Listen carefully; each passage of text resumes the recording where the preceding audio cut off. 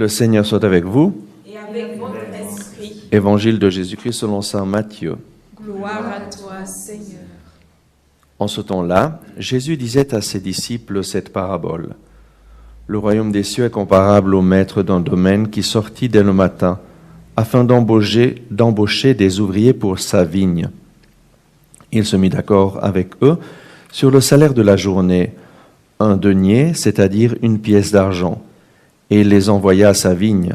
Sorti vers 9 heures, il en vit d'autres qui étaient là, sur la place, sans rien faire.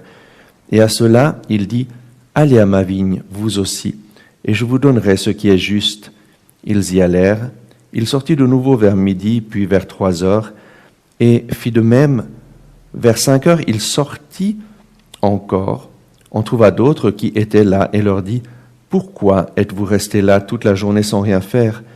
Ils répondirent, « Parce que personne ne nous a embauchés. » Il leur dit, « Allez à ma vigne, vous aussi. » Le soir venu, le maître de la vigne dit à son intendant, « Appelle les ouvriers et distribue le salaire en commençant par les derniers pour finir par les premiers. » Ceux qui avaient commencé à 5 heures s'avancèrent et reçurent chacun une pièce d'1 denier.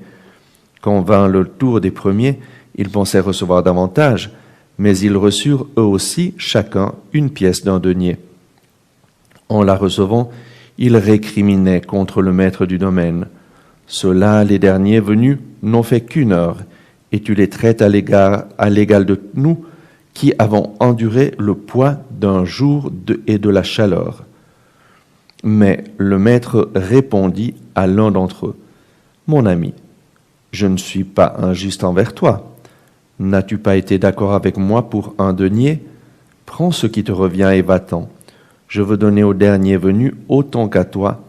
N'ai-je pas le droit de faire ce que je veux de mes biens? Ou alors ton regard est-il mauvais parce que moi je suis bon? C'est ainsi que les derniers seront premiers et les premiers seront derniers. » Acclamons la parole de Dieu. Louange à toi, Seigneur Jésus. Dieu est-il injuste?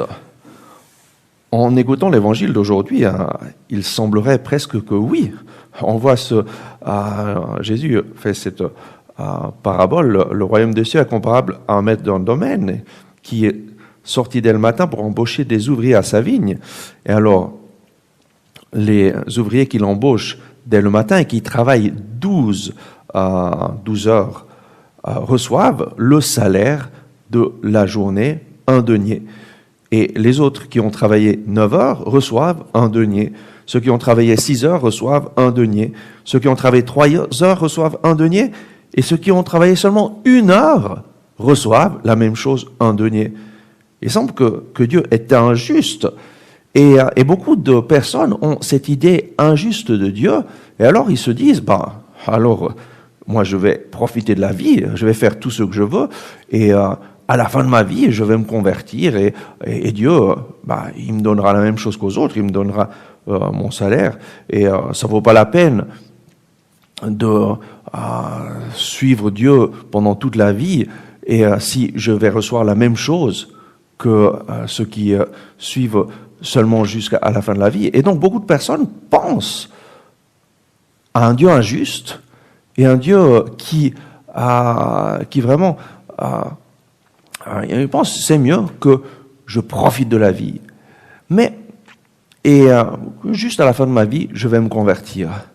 Mais en fait, ça vient d'une idée erronée de Dieu et d'une idée de Dieu qui nous empêche de vivre une vie en plénitude. En fait, si la vraie vie, c'était la vie en Dieu, si Dieu nous avait créés pour vivre sur cette terre, la plénitude déjà sur cette terre, s'il nous avait créés pour vivre en communion avec lui et que nous pouvons être pleinement heureux sur cette terre lorsque nous vivons une vie de relation avec lui. Et en fait, c'est ça la vérité. Et moi, je me rappelle, durant ma vie, jusqu'à l'âge de 22 ans, j'ai essayé par tous les moyens d'être heureux, d'avoir tous les plaisirs que je voulais. Et en fait, j'avais tout ce que je voulais, mais à l'âge de 22 ans, je suis tombé dans une dépression et le résultat d'avoir eu tous les plaisirs que je voulais, c'est que je ne voulais plus vivre. À l'âge de 22 ans, je voulais mourir et j'étais en train de voir comment est-ce que je peux me suicider. Et c'est là que Dieu est venu me chercher, à travers des personnes qui avaient rencontré Jésus, à travers des jeunes qui m'ont introduit la personne de Jésus, qui m'ont parlé de Jésus, de comment Jésus avait transformé leur vie, qui m'ont enseigné à lire la Bible, qui m'ont enseigné à louer le Seigneur, à le remercier en toutes circonstances.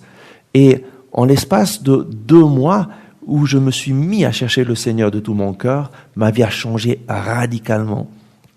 Et le 26 janvier 1991, j'ai eu une rencontre personnelle avec Jésus qui a transformé ma vie. J'ai fait l'expérience de son pardon, j'ai fait l'expérience de son amour, j'ai fait l'expérience de sa présence dans ma vie qui a tout changé.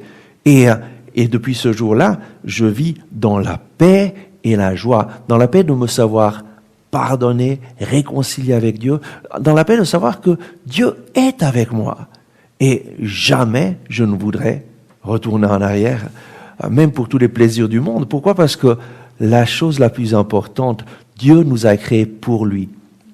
Et notre cœur est sans paix jusqu'à ce que nous reposons en lui. Je me rappelle cet homme, Antonio, qui est venu à notre communauté à l'âge de 70 ans, parce qu'il avait un cancer, et il était en train de mourir d'un cancer, et nous avons prié pour lui, et il a eu une rémission, et pendant 2 ans, il a participé à nos rencontres, il priait, il venait aux maisons de prière, chaque semaine, il était assidu à la prière, et après 2 ans, le cancer a repris, et alors qu'il était sur le point de mourir, je me rappelle la dernière fois que je l'ai vu, il me disait, moi je remercie le Seigneur pour ces 2 dernières années de ma vie. C'est les 2 années les plus belles de ma vie parce que je les ai vécues avec Jésus. Et il y a une chose que je regrette, c'est que pendant 70 ans, j'ai vécu sans Dieu. J'ai cherché le bonheur, j'ai fait tout ce que je voulais et j'ai eu tous les plaisirs possibles et imaginables, mais Dieu n'était pas là. Et c'est grâce à ce cancer que je me suis mis à sa recherche. Et c'est grâce à ce cancer que ces 2 dernières années de ma vie ont été belles, remplies, pleines de paix, pleines de joie. La vie, la vraie vie, c'est la vie avec Jésus. Et maintenant, je sais où je vais aller. Et donc, je suis en paix. Chers auditeurs, la vraie vie, c'est la vie en Dieu. Et rien, aucun plaisir de cette terre ne peut remplir notre cœur comme Jésus et son amour nous remplissent. Et aujourd'hui, le Seigneur nous le dit très bien. Le maître, lorsque quelqu'un lui dit, se met à récriminer, lui dit, mon ami, je ne suis pas injuste envers toi. N'as-tu pas été d'accord avec moi pour un denier? Qu'est-ce que c'est le denier? Le denier, c'est le cadeau que Dieu veut donner à chaque personne, la vie éternelle. Et Dieu ne donne pas plus de vie éternelle à une personne et moins à une autre. Il veut donner cela à chacun. Mais il veut la donner dès maintenant. Dès maintenant, tu peux recevoir Jésus dans ta vie. Et c'est une joie pour moi, tous les jours, de pouvoir vivre en communion avec Jésus. Le recevoir dans la parole, le recevoir dans l'Eucharistie, le recevoir et vivre dans la paix de savoir que Jésus vit en moi, qu'il m'accompagne, que je suis réconcilié avec le Père. Et ça, c'est le cadeau que Dieu veut faire à chaque personne, parce que nul ne vient au Père si ce n'est par Jésus.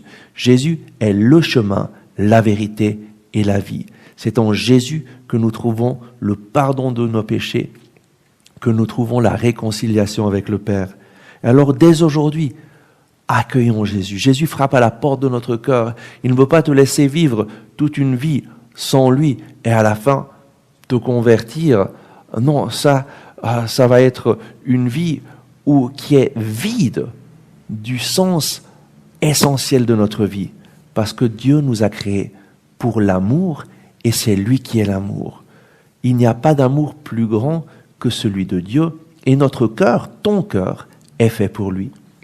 Et donc, accueille-le aujourd'hui et décide de vivre avec lui dès maintenant et de vivre sur cette terre le ciel. Parce que Jésus, dans notre cœur, c'est le ciel sur la terre.